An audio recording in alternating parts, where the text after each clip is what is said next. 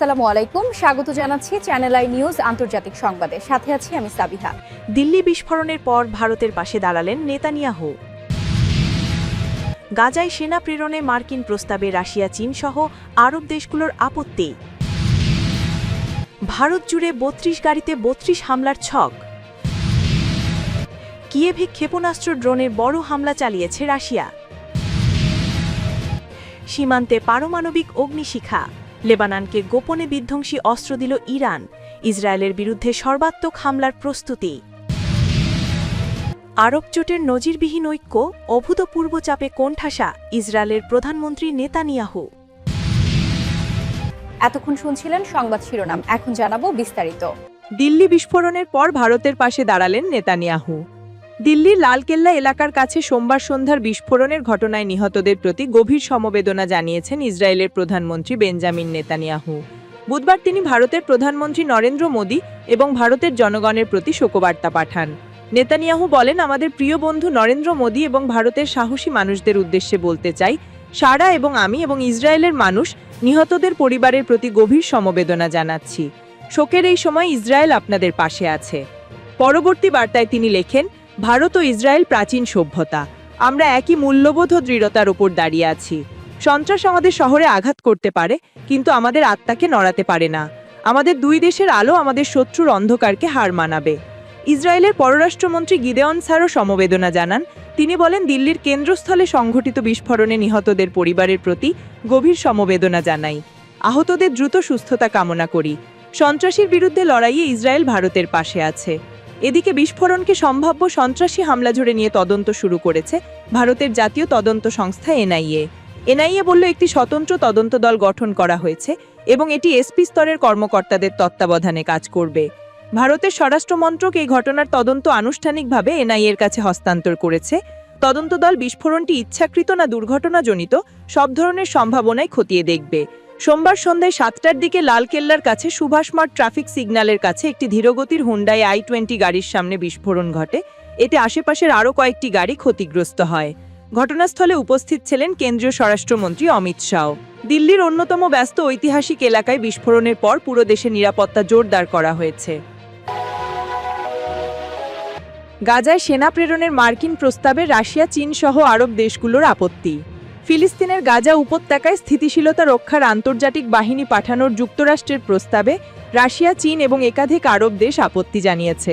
এর ফলে মার্কিন প্রস্তাবটি কার্যত ঝুলে গেছে এবং নিরাপত্তা পরিষদের মধ্যে তীব্র মতপার্থক্য সৃষ্টি করেছে। শুক্রবার 14 নভেম্বর এক প্রতিবেদনে এই তথ্য জানিয়েছে মাধ্যম টিআরটি ওয়ার্ল্ড। জানা গেছে, মার্কিন প্রস্তাব অনুযায়ী গাজায় আন্তর্জাতিক স্থিতিশীল বাহিনী গঠন করে সেখানে স্থিতিশীলতা ফিরিয়ে আনার কথা বলা হয়েছে। প্রস্তাবটি নিরাপত্তা পরিষদে পেশ করা হয় গত সপ্তাহে, কিন্তু ফিলিস্তিন রাষ্ট্র প্রতিষ্ঠার রোডম্যাপ এবং ইসরায়েলি সেনা প্রত্যাহারের নিশ্চয়তা না থাকায় এটি নিয়ে তীব্র বিতর্ক শুরু হয়েছে। রাশিয়া, চীন কয়েকটি আরব দেশ বলছে, গাজার প্রশাসনিক কাঠামোতে ফিলিস্তিন কর্তৃপক্ষের কোনো অংশ না থাকা গ্রহণযোগ্য নয়। জাতিসংঘের নিরাপত্তা পরিষদের স্থায়ী সদস্যরা দাবি করেছে, ডোনাল্ড ট্রাম্পের যুদ্ধবিরতি পরিকল্পনার অংশ হিসেবে যে বোর্ড অফ পিস গঠনের কথা বলা হয়েছে তা পুরোপুরি তুলে দিতে হবে। নতুন খসড়ায় যুক্তরাষ্ট্র ফিলিস্তিনের আত্মনিয়ন্ত্রণের অধিকারের কথা উল্লেখ করেছে, যা আগের খসড়ায় ছিল না। কূটনীতিকরা বলছেন, গাজার ভবিষ্যৎ নিয়ে যুক্তরাষ্ট্রের সঙ্গে অন্যান্য সদস্যদের অবস্থানের বড় পার্থক্য স্পষ্ট হয়েছে। 2 বছরেরও বেশি সময় ধরে চলে আসা সংঘর্ষ ও গণহত্যার পর এই আপত্তিগুলো আরও তীব্র হয়েছে। মার্কিন পররাষ্ট্রমন্ত্রী মার্কো রুবিও বলেছেন, প্রস্তাবটি এখনই পাশ হওয়া উচিত। তিনি বলেছেন, চলমান অগ্রগতি ধরে রাখা অত্যন্ত গুরুত্বপূর্ণ। কানাডায় G7 সভা শেষে তিনি জানিয়েছেন, আমরা ভালো অগ্রগতি করছি। ভারত জুড়ে 32 গাড়িতে 32 হামলার ছক। ভয়ঙ্কর তথ্য উঠে এসেছে দিল্লির লালকেল্লা বিস্ফোরণ তদন্তে। একটি বা দুটি বা তিনটি নয়, বিস্ফোরক বোঝাই 32টি গাড়িতে ভারতের 32টি স্থানে ধারাবাহিক বিস্ফোরণের পরিকল্পনা ছিল সন্ত্রাসীদের। 6 ডিসেম্বর অযোধ্যায় বাবরি মসজিদ ভাঙার দিনটিকে বেছে নেওয়া হয়েছিল প্রতিশোধ নেওয়ার জন্য। লালকেল্লা বিস্ফোরণ তদন্তে জড়িত এক নির্ভরশীল সূত্র বৃহস্পতিবার চাঞ্চল্যকর এই তথ্য দিয়েছে দেশটির সংবাদ মাধ্যম এনডিটিভিকে। সোমবারের ওই বিস্ফোরণে নিহত উমরের সহযোগী আদিল আহমেদ রাথার, মুজাম্মিল শাকিল ও শাহিনা সাইদের গ্রেফতারের পরই গোটা জঙ্গি মডিউটির ছক ফাঁস হতে শুরু করে।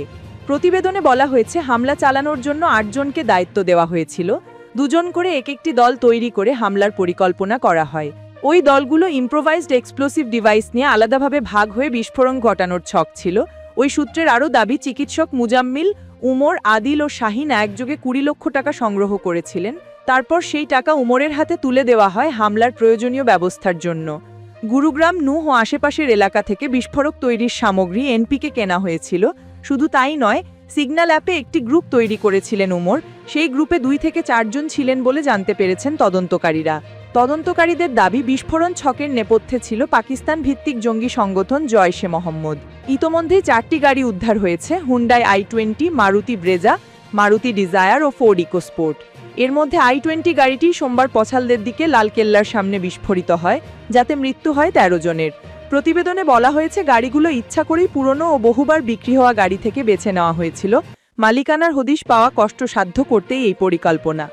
তদন্তে জানা যায়, বিস্ফোরণের জন্য গাড়িগুলোকে প্রস্তুত করা হচ্ছিল হরিয়ানার ফরিদাবাদের Al Falah medical sciences and research সেন্টারে, যাই জঙ্গি চক্রের প্রধান ঘাঁটি হিসেবে উঠে এসেছে।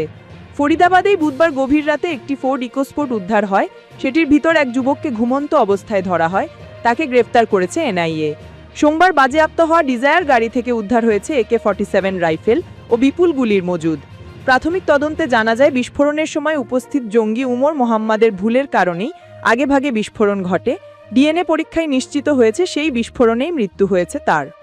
উমর ও তার দল পরিকল্পনা করেছিলেন লালকেল্লার পার্কিংয়ে গাড়ি রেখে বিস্ফোরণ ঘটানো হবে, কিন্তু সোমবার পর্যটকদের জন্য লালকেল্লা বন্ধ থাকায় পরিকল্পনায় পরিবর্তন আনে তারা।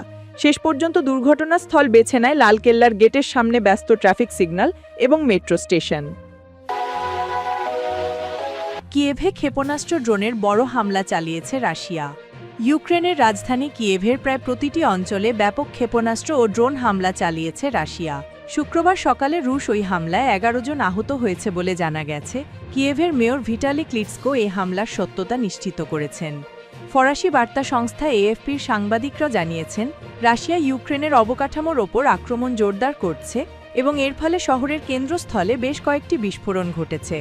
2022 সালে ইউক্রেনে পূর্ণ মাত্রায় আক্রমণ শুরু করার পর রাশিয়া সাম্প্রতিক মাসগুলোতে বিশেষ করে ইউক্রেনীয় জ্বালানি অবকাঠামো ও রেল ব্যবস্থার পাশাপাশি আবাসিক এলাকাগুলোকে লক্ষ্য করেও হামলা চালিয়ে আসছে।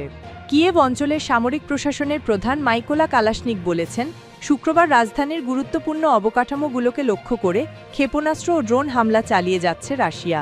কিয়েভের মেয়র ভিটালি ক্লিটসকো এটিকে রাশিয়ার ব্যাপক হামলা বলে অভিহিত করে বলেছেন, বিমান প্রতিরক্ষা বাহিনী তৎপর রয়েছে। ক্লিটসকো সামাজিক যোগাযোগ মাধ্যম টেলিগ্রামে লিখেছেন, রাশিয়ার হামলায় কমপক্ষে 11 জন আহত হয়েছে। এই ঘটনায় 5 জনকে হাসপাতালে ভর্তি করা হয়েছে। আহতদের মধ্যে একজন গর্ভবতী নারী ও একজন পুরুষের অবস্থা অত্যন্ত গুরুতর। তিনি আরও বলেন, রাশিয়ার হামলার ফলে বিদ্যুৎ ও পানি সরবরাহ ব্যাহত হতে পারে। শহরের সামরিক প্রশাসনের প্রধান তাইমুর টাকাচেনকো সোশ্যাল মিডিয়ায় লিখেছেন, ইউক্রেনের আবাসিক ভবনগুলোকে লক্ষ্য করে রাশিয়া হামলা চালিয়েছে। তিনি আরও বলেন, কিয়েভ জুড়ে প্রায় প্রতিটি অঞ্চলে অনেক ক্ষতিগ্রস্ত উঁচু ভবন রয়েছে। ক্লিটসকো বলেন, কিয়েভের 10টি অঞ্চলের মধ্যে 8টিতে আগুন ধরে যাওয়ার এবং বিভিন্ন ভবনের ক্ষতির খবর পাওয়া গেছে। সবগুলোতেই জরুরি চিকিৎসক দলকে মোতায়েন করা হয়েছে। সীমান্তে পারমাণবিক অগ্নিশিখা, লেবাননকে গোপনে বিধ্বংসী অস্ত্র দিল ইরান, ইসরায়েলের বিরুদ্ধে সর্বাত্মক হামলার প্রস্তুতি। এই মুহূর্তে মধ্যপ্রাচ্য জুড়ে বিরাজ করছে চরম উত্তেজনা। লেবানন এবং ইসরায়েলের সীমান্তে পরিস্থিতি দ্রুত অবনতির দিকে যাচ্ছে, যার মূল কারণ হিসেবে উঠে আসছে লেবানন ভিত্তিক সশস্ত্র গোষ্ঠী হিজবুল্লাহর কথিত বড় ধরনের হামলার প্রস্তুতি এবং এর পেছনে তেহরানের গোপন সামরিক মদদ। সাম্প্রতিক বিভিন্ন আন্তর্জাতিক সংবাদ মাধ্যম এবং গোয়েন্দা সূত্রের খবরে জানা গেছে, ইরান গোপনে তার শক্তিশালী মিত্র হিজবুল্লাহকে বিপুল পরিমাণ বিধ্বংসী অস্ত্র সরবরাহ করেছে। এই অস্ত্রের মধ্যে রয়েছে নির্ভুল লক্ষ্যভেদী মিসাইল বা প্রিসিশন গাইডেড মিসাইল, শক্তিশালী ড্রোন এবং দূরপাল্লার রকেট, যা ইসরায়েলের অভ্যন্তরে গুরুত্বপূর্ণ সামরিক ও বেসামরিক স্থাপনায় আঘাত হানার ক্ষমতা রাখে। গোয়েন্দা রিপোর্টে অনুযায়ী, এই অস্ত্রগুলো হিজবুল্লাহর ভূগর্ভস্থ টানেল নেটওয়ার্কে এবং ঘনবসতিপূর্ণ এলাকার গোপন আস্তানায় মজুত করা হচ্ছে। ইসরায়েলি সামরিক বাহিনীর আশঙ্কা, হিজবুল্লাহ এই নতুন এবং উন্নত অস্ত্র ব্যবহার করে ইসরায়েলের বিরুদ্ধে একটি সর্বাত্মক আক্রমণের পরিকল্পনা করছে। এর জবাবে ইসরায়েল ও লেবাননের অভ্যন্তরে হিজবুল্লাহর অবকাঠামো এবং অস্ত্র কারখানার লক্ষ্য করে আক্রমণ জোরদার করেছে। তবে লেবাননের ইরান সমর্থিত গোষ্ঠীটি অস্ত্র সমর্পণে অস্বীকৃতি জানিয়েছে এবং তারা ইসরায়েলের যে কোনো আগ্রাসনের কঠোর জবাব দেওয়ার প্রস্তুতি নিচ্ছে বলে জানিয়েছে। হিজবুল্লাহ রাজনৈতিক পরিষদের উপপ্রধান শেখ নাঈম কাসেম সম্প্রতি হুঁশিয়ারি দিয়েছেন যে ইসরায়েলি আক্রমণ আর চলতে পারে না, সবকিছুরই একটা সীমা আছে। এদিকে লেবানন সরকার হিজবুল্লাহকে নিরস্ত্রীকরণের জন্য আন্তর্জাতিক চাপ সত্ত্বেও তা কার্যকর করতে ব্যর্থ হচ্ছে। এই পরিস্থিতিতে যুক্তরাষ্ট্র ও ইসরায়েলি কর্মকর্তারা লেবাননের সরকারকে আরও কঠোর পদক্ষেপ নেয়ার জন্য চাপ দিচ্ছেন।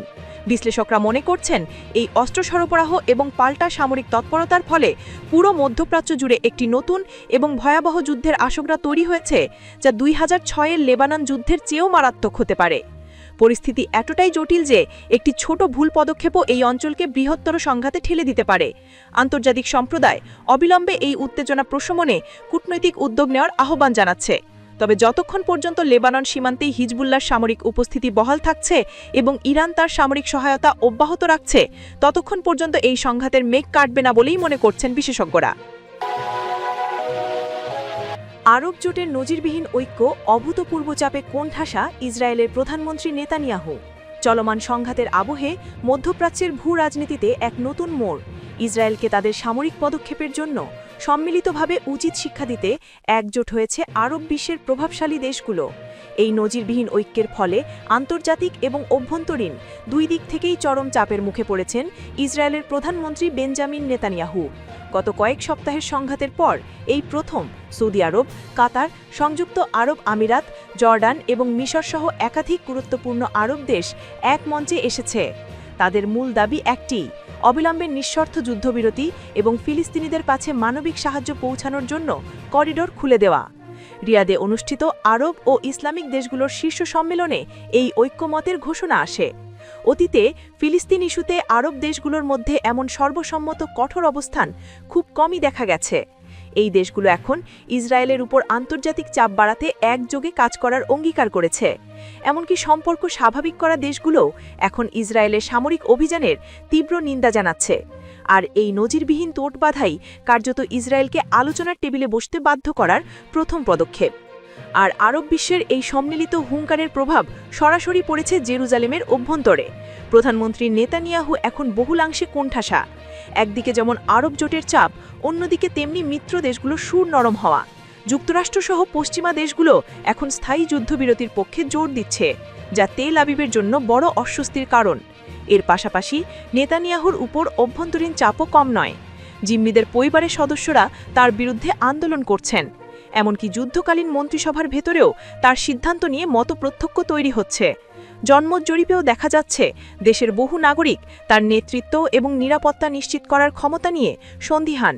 এই সমস্ত কারণে নেতানিয়াহু এখন এক কঠিন রাজনৈতিক সংকটের মুখে, যেখানে তার সামরিক লক্ষ্য এবং রাজনৈতিক টিকে থাকার মধ্যে ভারসাম্য বজায় রাখা কঠিন হয়ে পড়েছে।